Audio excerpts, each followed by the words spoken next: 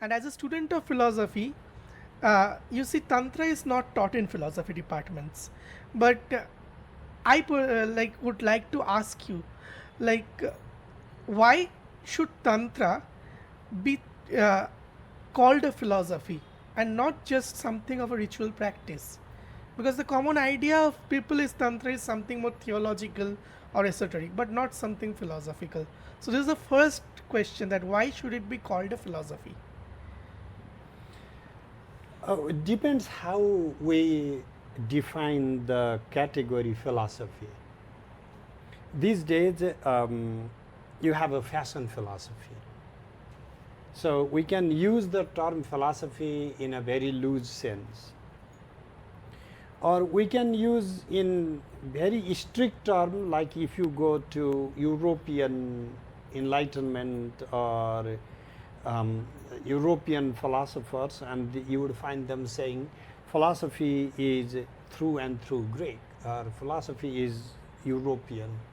So they will not accept anything other than what you learn from Plato, Socrates, and whatever came in the Western tradition of thinking as philosophy.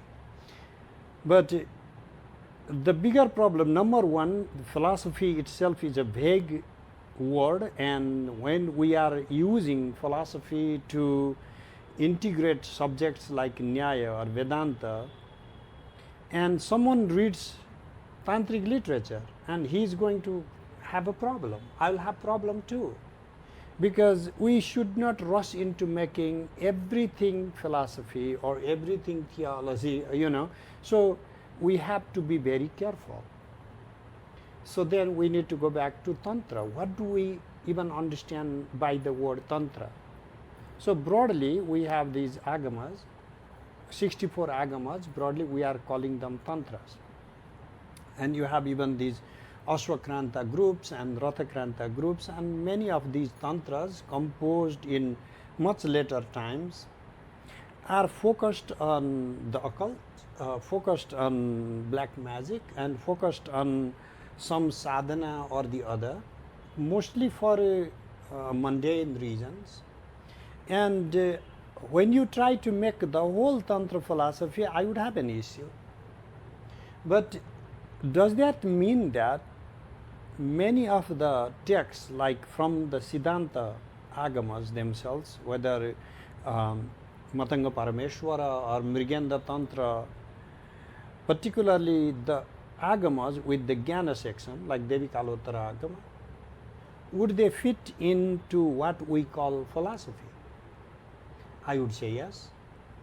Particularly when you go to the Siddhanta writers like Ashtaprakarana and start reading Bhoja or Aghora Shiva or any of the Shivacharyas, I do consider them very philosophical.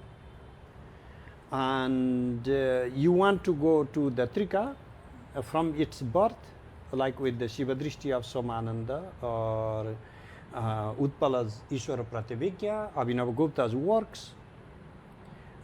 I do think that they are absolutely philosophical.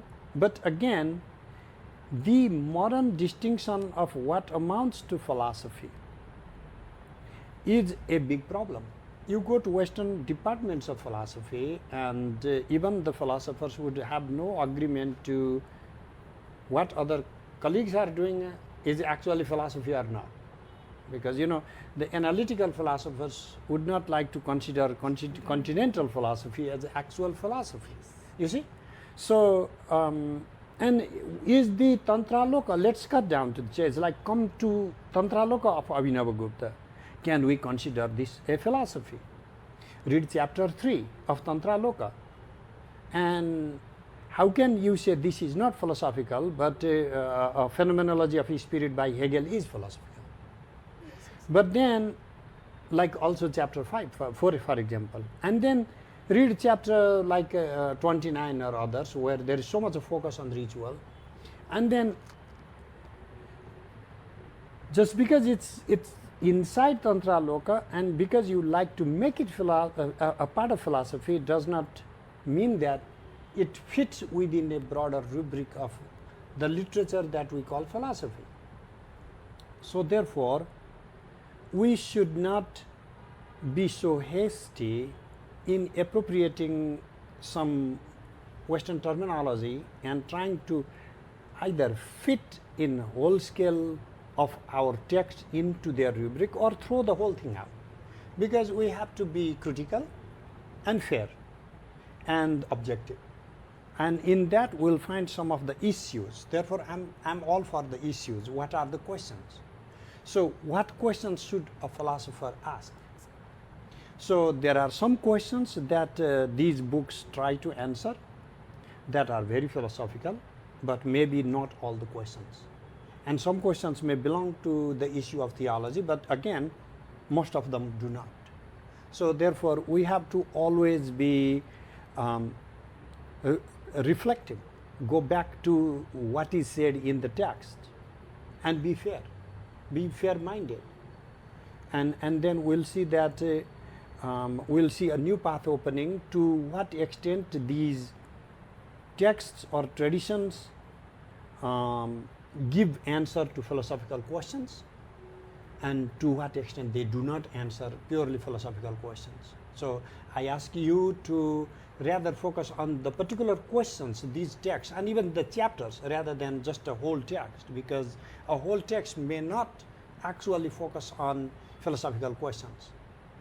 Like Yoga Vāsiṣṭha, I consider this a primarily philosophical book. But that doesn't mean that every narrative in the book or all the poetic depictions in the book has to be considered a chapter in philosophy. You see, so the way the authors in our traditions have composed the books and the way the Western philosophy books are written are not the same. We are stylistically different. And sometimes we may be at ease to mix poetry with philosophy. Sometimes we may be at ease to mix up rituals with philosophies, like Tantraloka. It's a through and through manual for the Trika, but at the same time, there are some deep philosophical questions addressed in the book. So therefore, be critical and objective, and be more question-oriented rather than the entire Tantra as a whole system, whether it's philosophical or not philosophical, it does not help us. Okay? Thank you.